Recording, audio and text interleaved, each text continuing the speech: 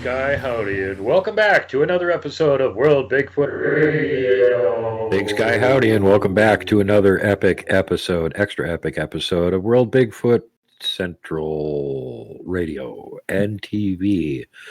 And with me again this week, we have Robert Boston, Bigfoot in Germany, no longer in Germany, now in Nevada, and his awesome attaché and part-time film tech, Rugged Rhonda, will also be helping out. I should let you guys know that since the last show was filmed that you saw last week, which is like 7 years ago, Robert not only returned from Germany, but he had a stroke recently. So it was incredibly tough of him to actually be able to make it up here and go do some camping and Bigfooting this summer. Again, with excessive amounts of help from Rugged Rhonda, who's really made all this possible. So for all you guys that love Robert, make sure to send her lots of love too, because she deserves it. And before we get on to the love, let me just digress for a second here that there's a TV show that kind of did this interesting little part on their show about how they're vocal hoaxers and whatnot. And yeah, people are probably aware of that. But in this case, it was a guy that was sitting at a truck stop and he had a Bigfoot howls going on, and he was reacting to them as if they were happening to him, which absolutely was fake. And all of my viewers know for a fact because they've seen the Bigfoot vocal hoaxers exposed video that I put out a couple months ago. And apparently somebody else did that too because they thought it'd be a good idea to steal that idea for their TV show, which they did. Mm-hmm. And yeah, the guy in the truck stop hoaxing it was absolutely a hoaxer. They got that right. Yeah, but where'd they get the idea from? Thanks for plagiarism, the sincerest form of flattery. Thanks, guys. I'm flattered. And just to rub it in, the guy that actually recorded that audio recording that has never come forward is going to be on my show soon. So you can find out who actually recorded it, since hosts of hoaxers and soul and valor jerks have been stealing this recording for a while now. You can find out where it actually came from. He's one of my friends, and yeah, it's 100% legit, real recording.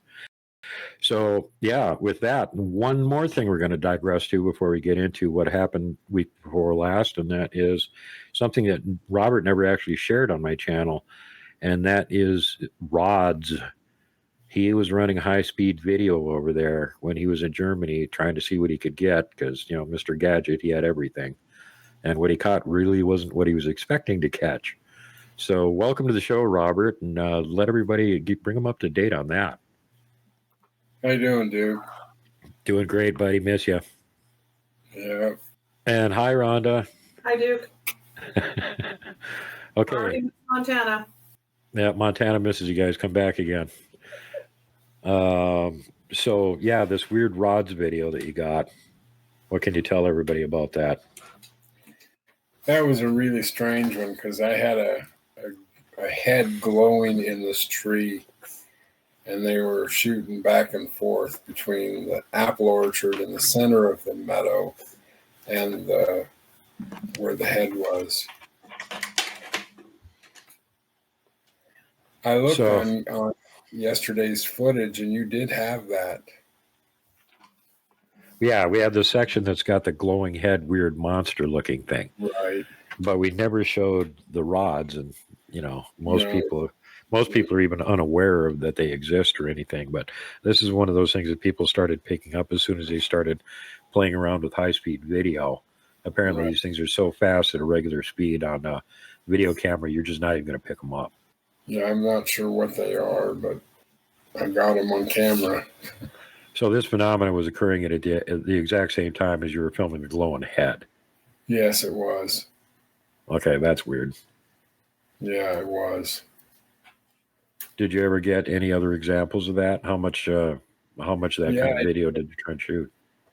I did get some more examples of that going across the meadow, just going back and forth across the meadow. That was weird. So again, yeah, this brings up the question of, is this stuff actually related to Bigfoot, or is it just other peripheral phenomena because the area they were in had a lot of other weird stuff going on? Until more people start trying to do high-speed film, I guess we're not going to know. Right. Which again, you know, this was filmed like how long ago? 7, 8 years ago. Yeah, 7, 8 years ago. Yeah, and all the rest of you guys haven't caught up to Robert yet. Hang your heads in shame. Okay, so let's show him the video. So across the street, over there, are trails. Quite a few of them, actually. And they interconnect with the trail system that's over here on this side. Oh, the dog is off this direction now.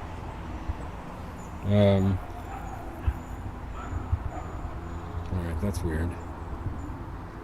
A dog can't be in two places at the same time. Anyway, back in the woods about, I don't know, 200 yards or so is a equipment yard. That's where the Forstmeister keeps his tractors and quads and dump trucks and chainsaws and all that crap for tearing stuff apart out here. I just wish they would come clean with what this stuff is all about. I really do, because my buddy's, what is he, great-grandfather or great-godfather or something, make you do, you can't refuse. I think maybe he's a godfather.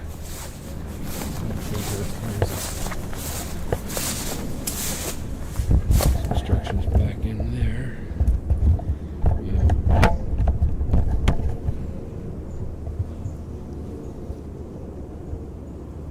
Can't get it to focus in. There it is, back there. It's an X back there. There's more stuff behind it.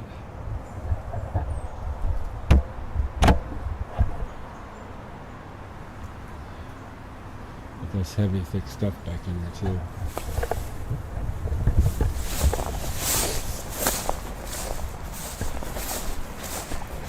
Anyway, he asked him point blank what the heck's going on. Showed him some tree structures, photos that he had taken down in Austria. And said, hey, what's this? And his great-grandfather, godfather, whatever it is, he's been a Forstmeister in Austria for 40 years. Said, oh, the Boy Scouts make those 5,000-pound trees moving around. Yeah, Boy Scouts do that.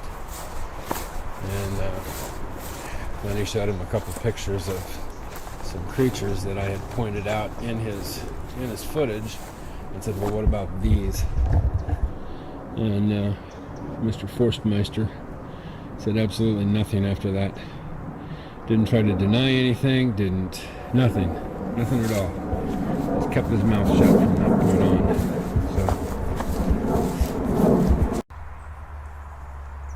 beautiful with all the flowers out though.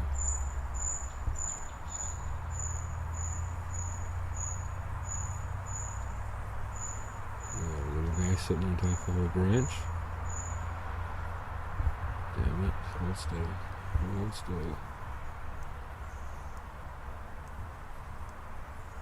You'll have to see that on the big screen. That's usually what's over there though. It's the little guys. Did he disappear?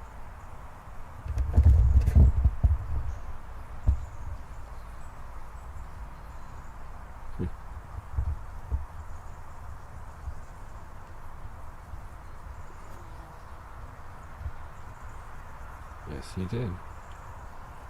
He stepped back into the trees and is gone.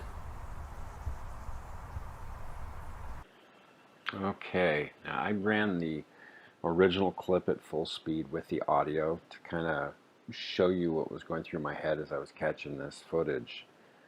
Initially, I thought perhaps it was another like little people sighting or something, but after taking a really good look at it on the big screen, it wasn't a little person, and I really don't know what the heck this thing is. In fact, I could use some real help from everybody on this one. And I'm asking you to take this video and share it, take screenshots and share these on your social media platforms, just to see if there's anyone anywhere that's actually seen anything like this before or run into it themselves. So if you watch closely, there's like several things going on at the same time. First there's the glowing head. I don't know, to me it kind of looks like a cartoonish burglar. It seemed to have like, I don't know, a 3-day growth of beard on its face or something, and then like a black mask around its eyes, kind of like the Lone Ranger or something. And there's the flying rods. People have tried to say that those are just bugs and birds that the camera's not able to catch. But this was proven false over like a decade ago. These things were first discovered a piece of video footage near JFK Airport, and they found out that they were not bugs and birds.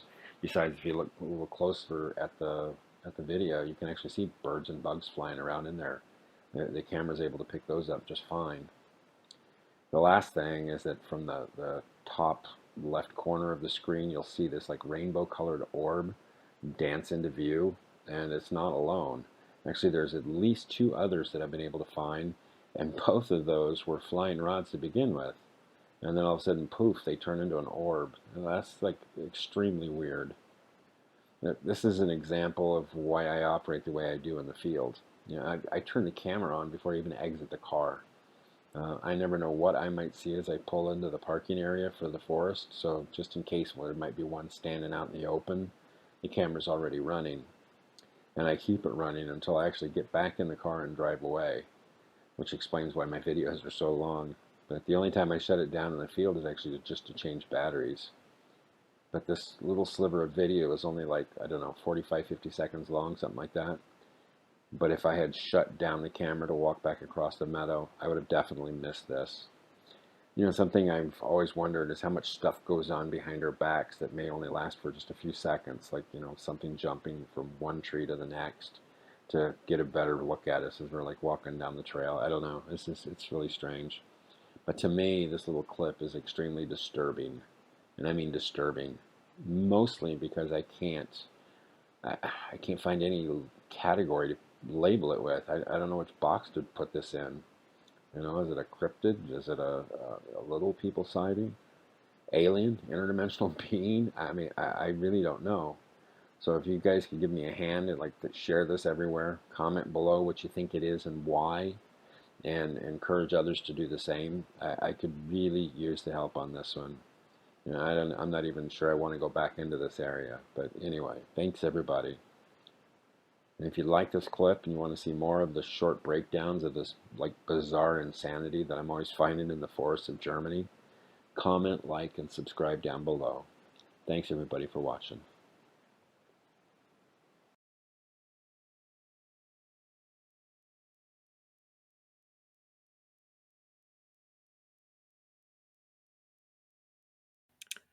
And we're back. Yeah, that's pretty weird stuff, man.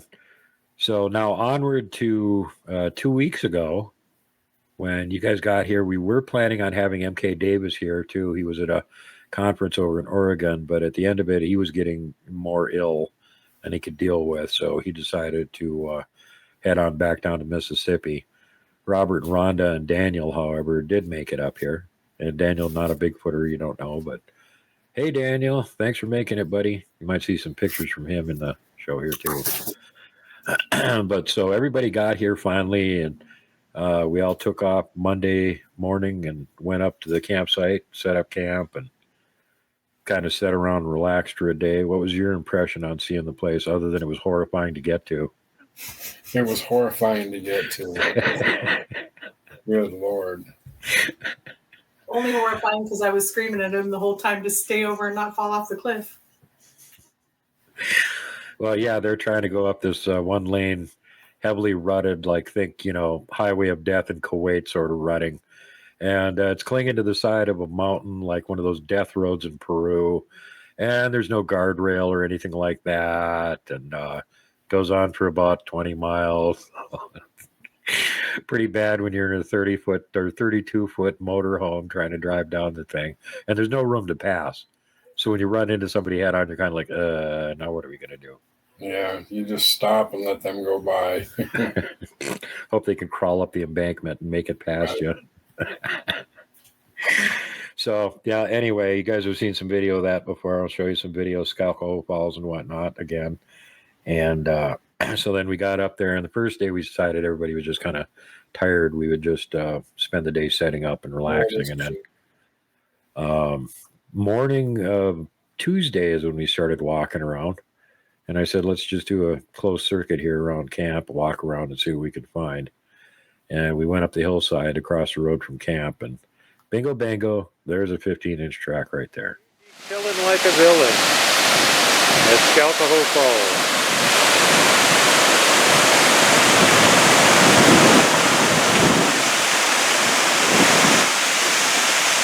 There we go. And Daniel made it. And that's Bigfoot in Germany's vehicle over there. There's Rhonda getting out.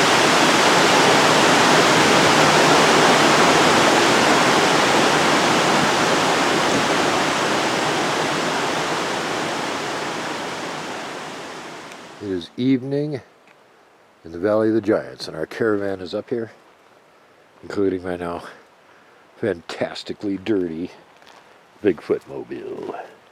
Bigfoot mobile needs a bath.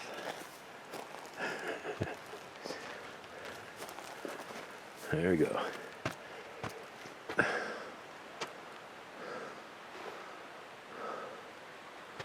Getting close to evening. We're making a big bed of coals so that we can do some cooking supper here. And we got one of those pizza stone things, so we're going to try actually cooking a pizza over the campfire. Should work, I hope. It'll be really cool if it does. Then who do we got here? There's Daniel Ravenstar, who you'll see on the producer list every week. And there's our celebrity guest, Robert Boston, aka Bigfoot in Germany, and his lovely assistant, Rada. So, what it's looking like right now.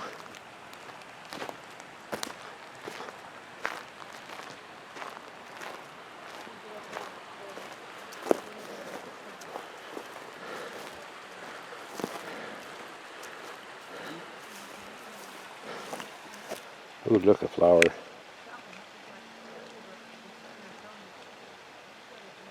Ain't that pretty?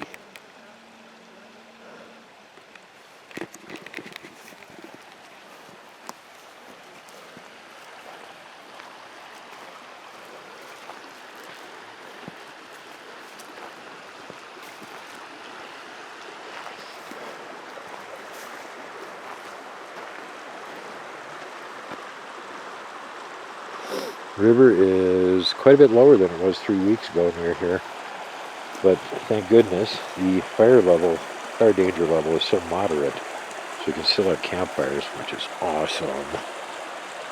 So we can do campfire cooking while we're up here and not freeze to death after 10 o'clock at night, which is pretty cool. I mean, warm, nice, acceptable, better than freezing to death.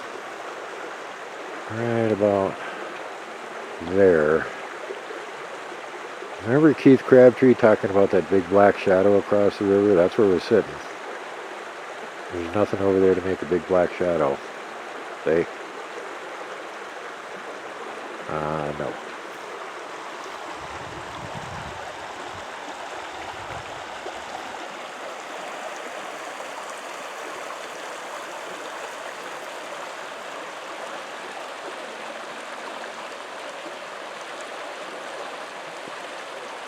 Lovely.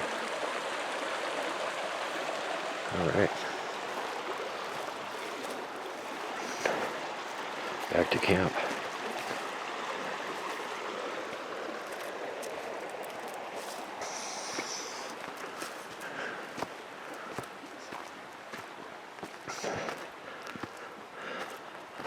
There's Daniel's lean-to. And I have my camper.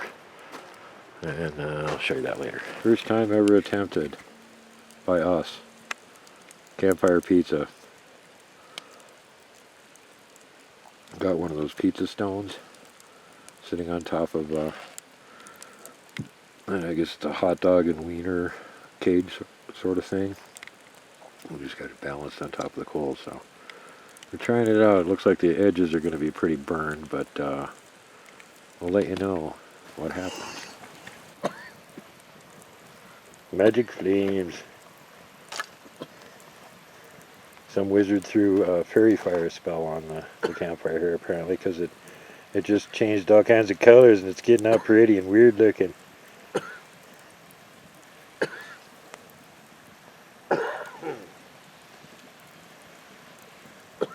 You gonna survive over there, Robert? No, hell no. No, hell no. I think Robert's dying. So anyway, we're gonna we'll be back.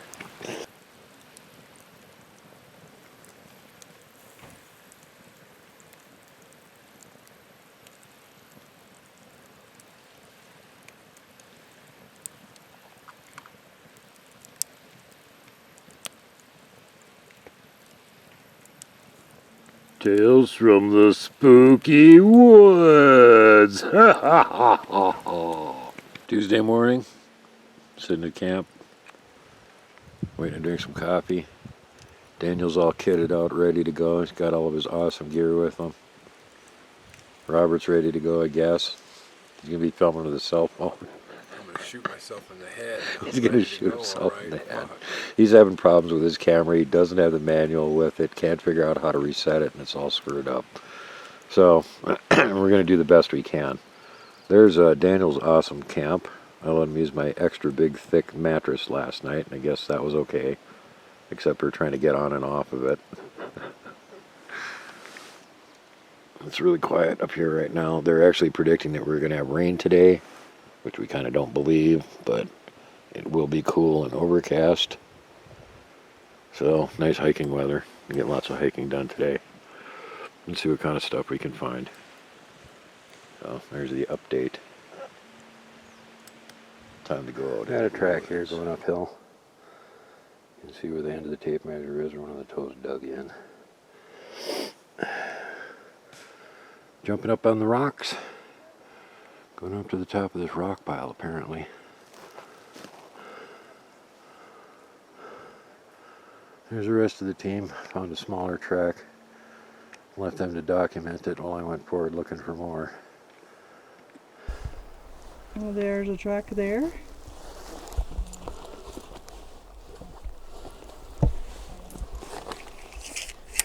Now, where are the other ones? There's got to be another one. They said it's running uphill. Oh. There's the other one right there. Right here. Yep, there you go. Yep, there's the other one.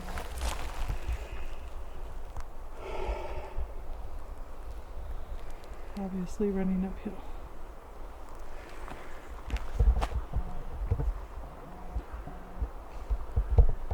I don't know if you guys can see this or not, but you can see, looks like impressions from the front of a foot right here. And it's about 8 inches across. So that means if this is a Bigfoot track, it should be 16 inches long. There's the front. And 16 goes right to here where it looks like there's a heel impression. Right there. Get the outline. Now, it might not be a track, but over here, again, it looks like toe impressions. You can see them right here. With the tape measure across the front. Once again, about 8 inches. So, more than I usually can find. Vaguely make out toe impressions. Let's see if we can find one. Maybe went through this draw here. He, she, or it. Not an it.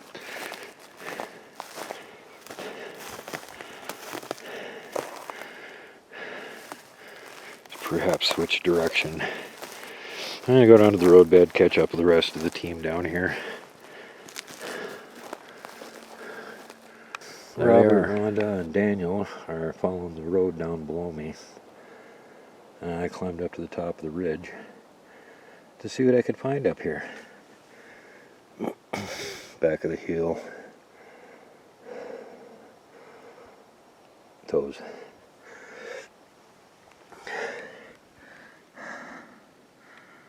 "20 inches. Big boy. Let's see if we can find any more tracks. I'm gonna go the ridge line here and then meet up where there's an intersecting trail that comes in from the left-hand side where they are. Because they're not mobile enough to come up here and keep following after me. It'll take them a million years. So they're staying on the trail, and I'm doing all the hooping it around the hills, finding the tracks. Next report Can't coming see up anything. shortly. Let's see if we can see anything out here.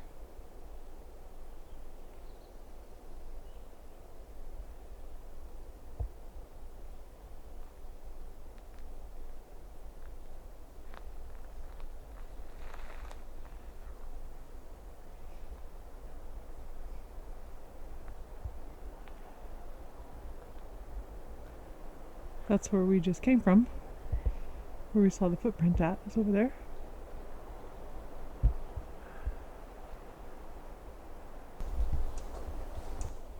Somebody keeps whistling that direction and making noise. Not sure what it is.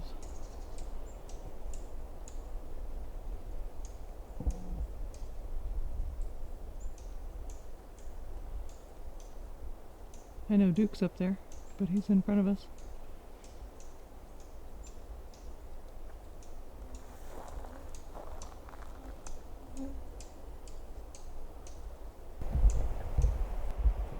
There's Duke up there. He's measuring something.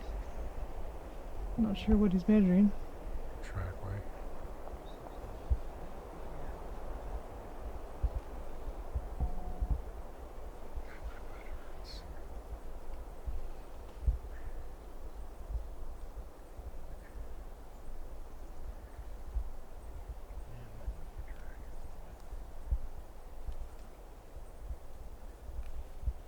Measured it out. 15-inch track. 15-inch.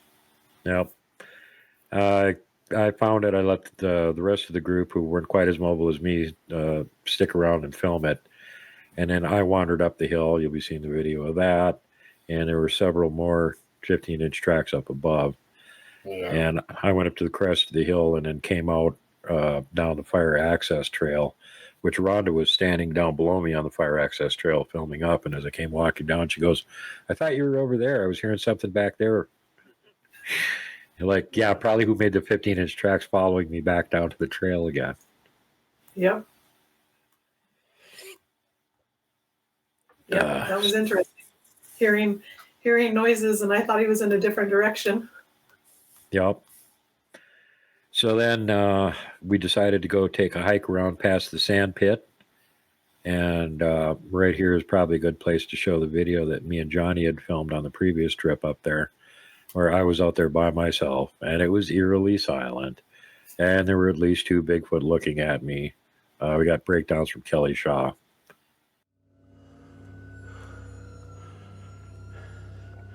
Are you right under it?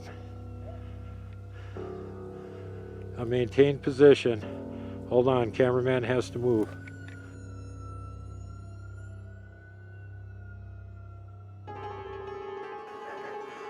There's Johnny for scale underneath that arch.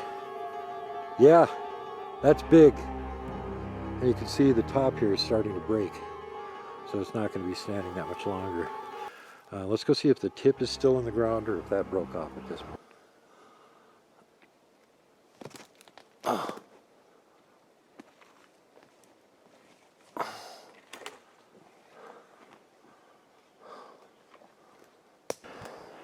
Yeah.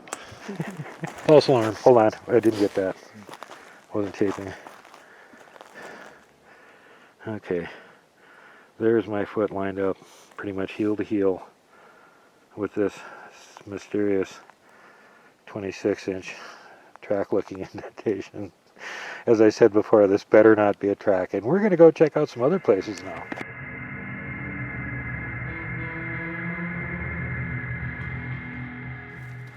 And there it goes. There it is again. Get out of the way. Let the sun on it. So you can see it. Or it's hard to tell because the roll of the tape's in the way, but the end of the toe is right about there where the 26 is. Move that over to the side a little bit so everybody can see that. No, I mean move it off the big toe.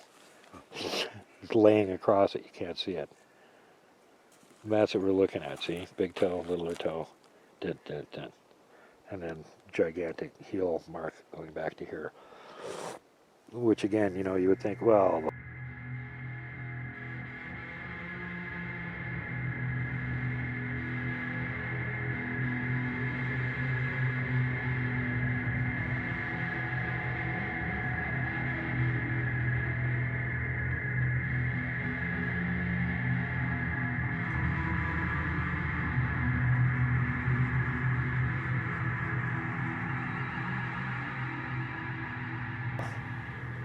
That can't be a track, because it's got toes. There's the other one going the opposite direction. And again, we're getting out of here now. Try not to get too deep, otherwise I can stay back a bit. River. See the toes. Outline of the foot. Goes back to there. Another freaking ginormous track.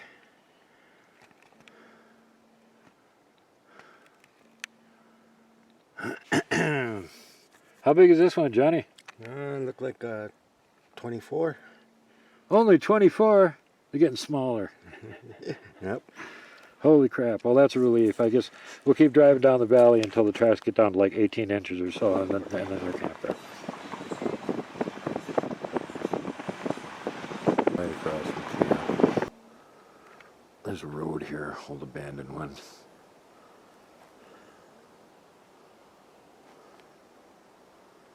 Out here by myself, Johnny's at camp. Other than the sound of the breeze, it is dead still. And, hey, tracks.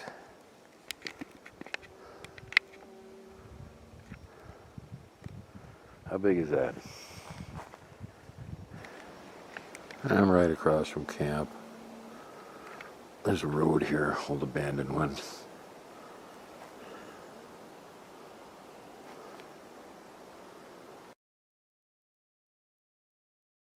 Out here by myself, Johnny's at camp. Other than the sound of the breeze, it is dead still. Skalkaho Mountain Sasquatch and Gash Creek Bigfoot. I saw this footage that Duke Sullivan filmed on Skalkaho Mountain in Montana.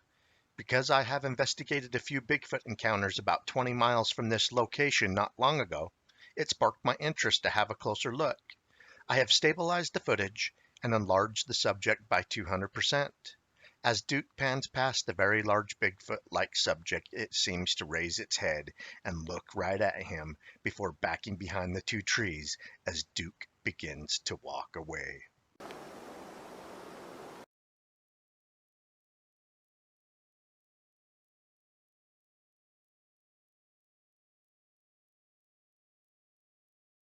Out here by myself, Johnny's at camp. Other than the sound of the breeze, it is dead still.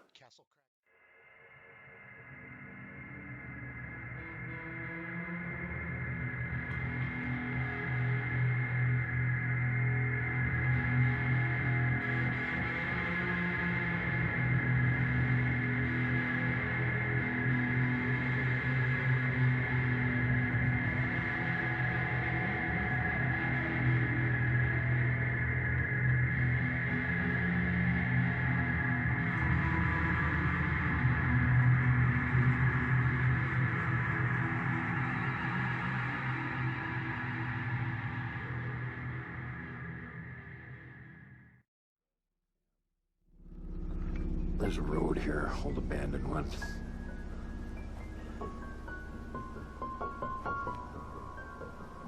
Out here by myself, Johnny's at camp. Other than the sound of the breeze, it is dead.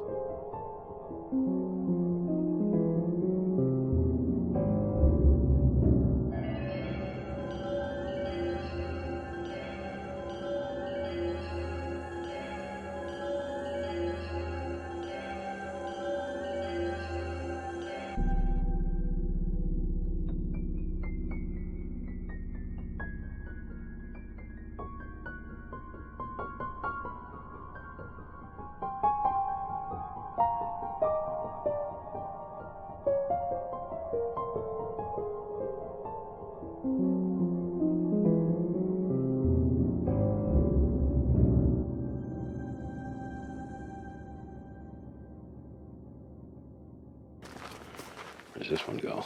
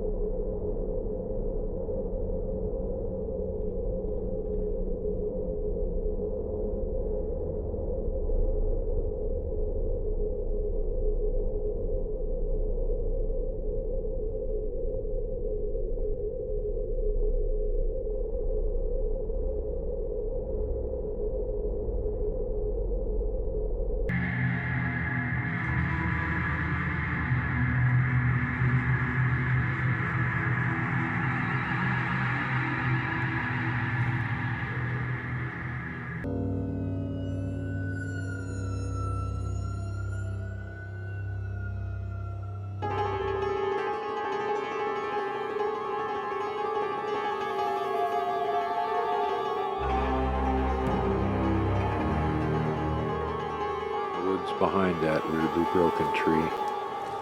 Taking a walk around here, see if we can find any other structures or anything.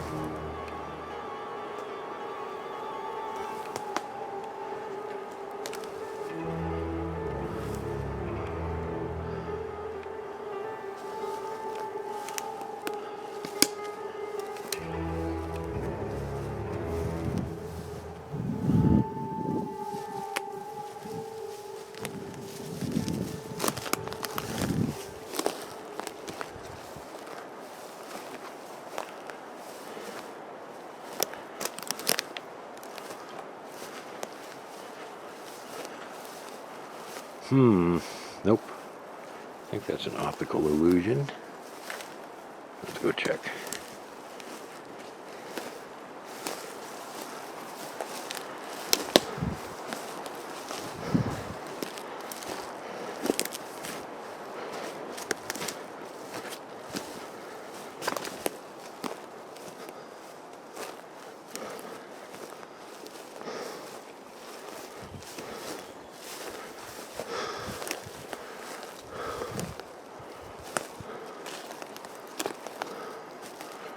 They are touching each other.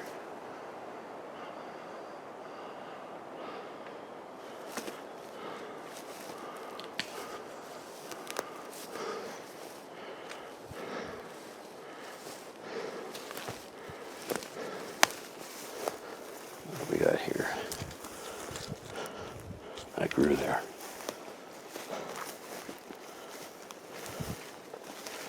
How about this one? This one grew here, right? Hell no. That did not grow there.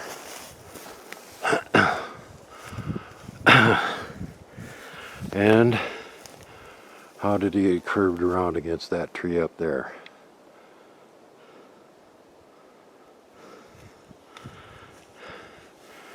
Somebody put this one in place.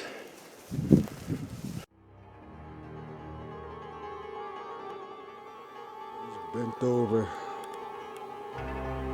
going on the left and going on the right. Trees were bending this way, and trees are bending over this way.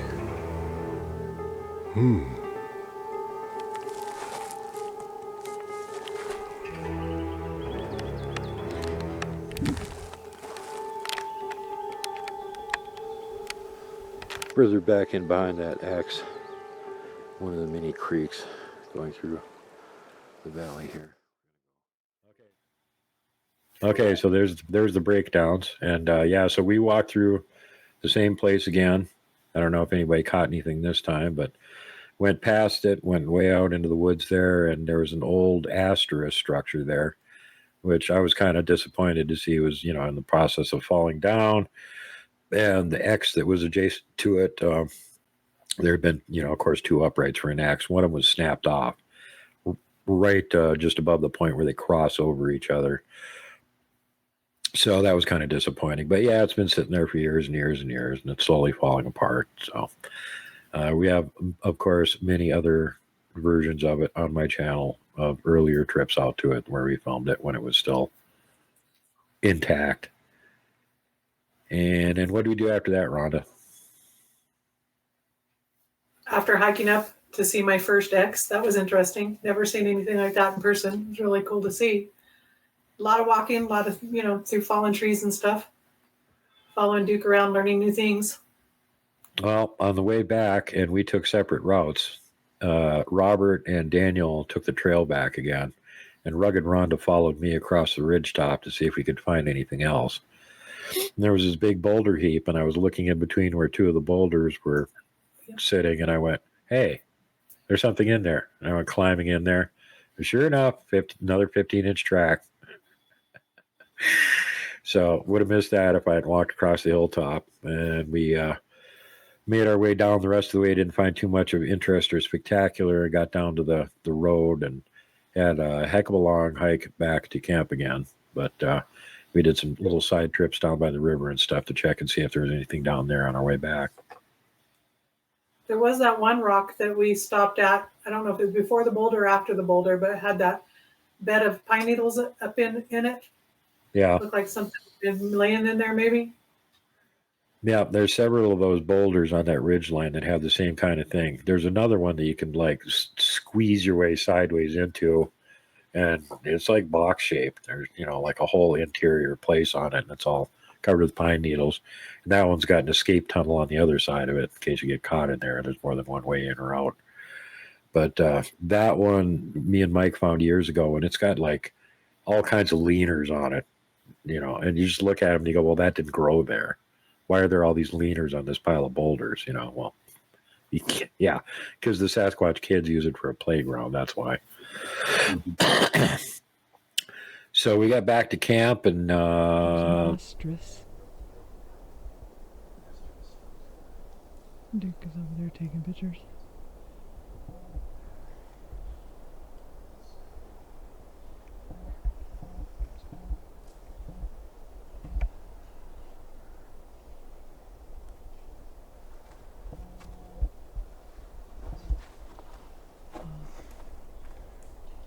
Trees laying over here.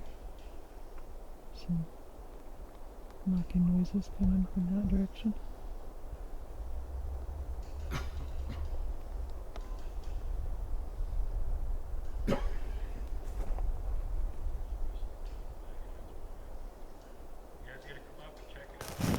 And we're up to the old asterisk structure. You can tell it's old. That part of it snapped off. And the X behind it also looking much worse for wear. Part of that snapped.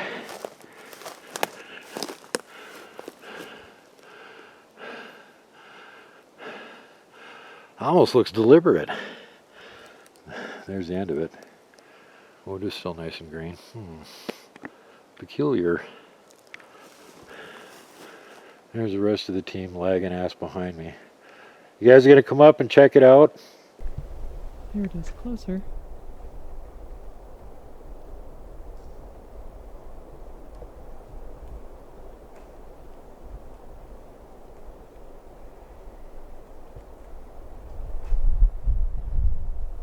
Hey Daniel, we're not going there. And inside of this boulder pile, it tells heel.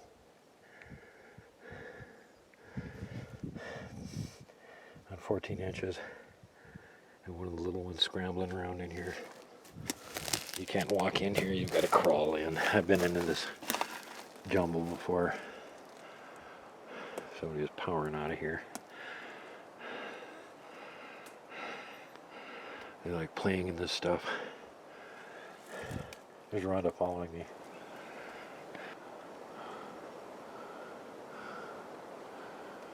And there's the little cave I just crawled through.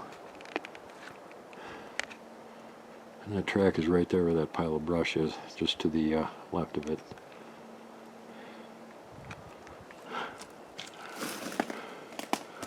Big boulder pile.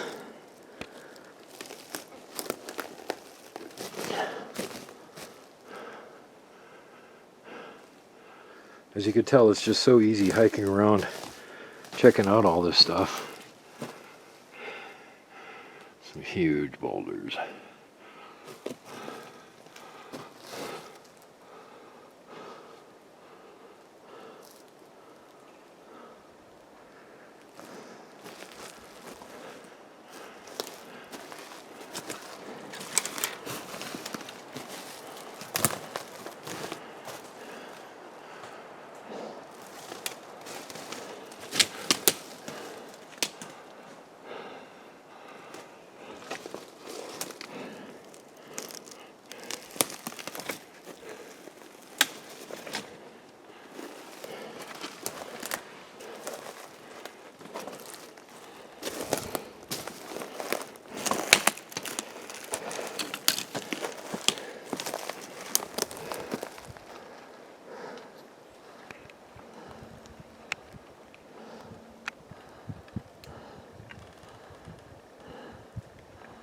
Roads down there.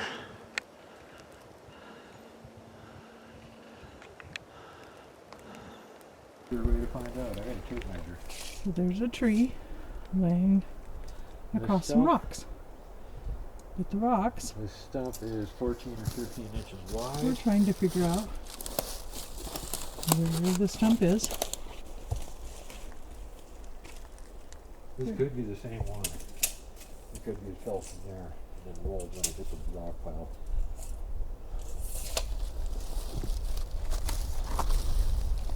So he measured the stump over there. There's a stump.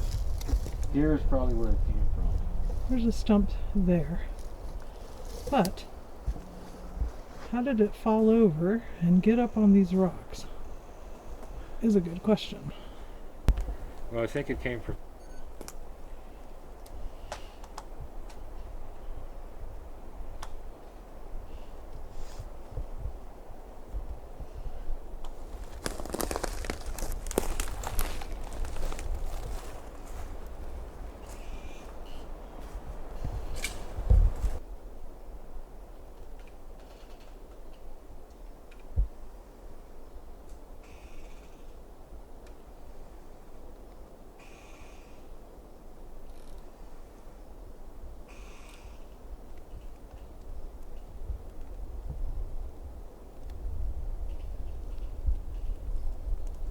Her voice sounded like Robert or Daniel, not too far away.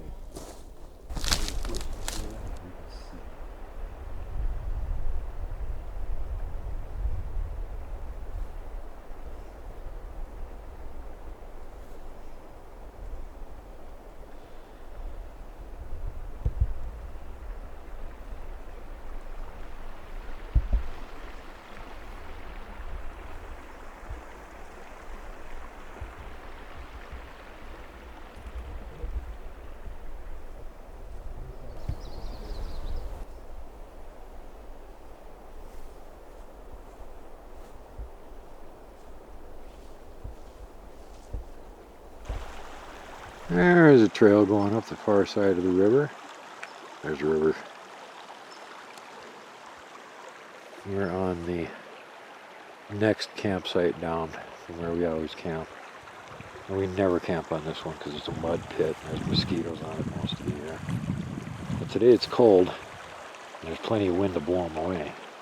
And I got Rhonda with me, so I figured we'd take a hike down here and see if we can find any tracks in the mud or anything. So let's go check it out.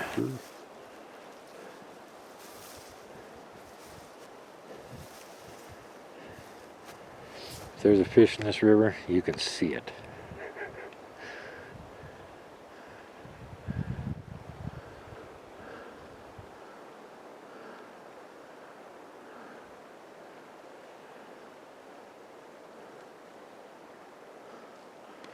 We're on the far end of that other campsite.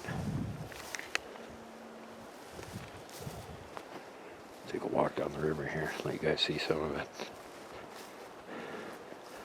Overcast and cool today. They're predicting rains. We didn't get any rain so far. About as much precipitation as like Somebody in a jumbo jet at 30,000 feet spitting out the window.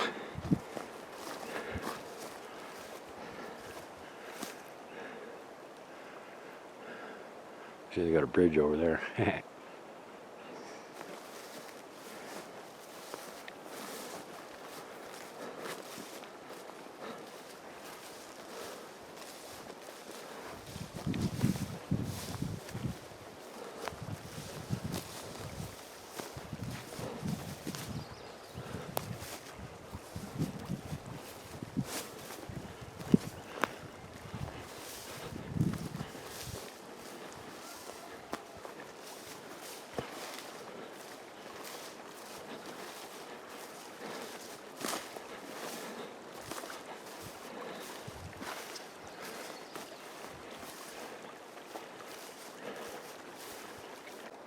That was a big honking tree.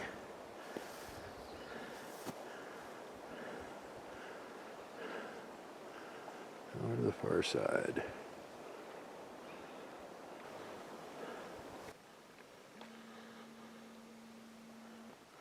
Hidden highway is somewhere in the mountains. High somewhere in the mountains. The great white buffalo.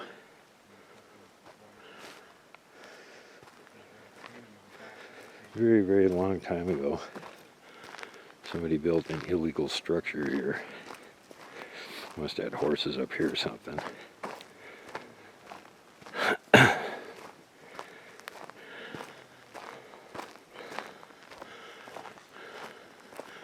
is what's left of their corral. And you can tell that's been there a long time. And there's the great white buffalo.